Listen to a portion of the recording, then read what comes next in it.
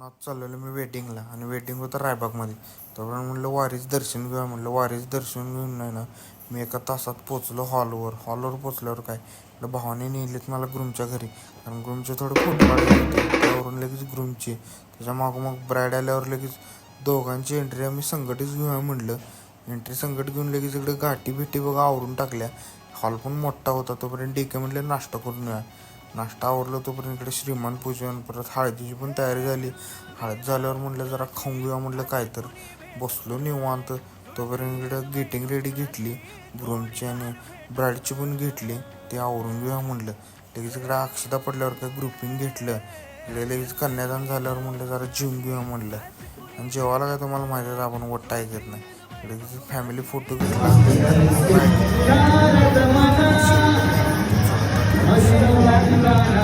Close up घ्यायला चालू केलो. वेळ व्हायला नको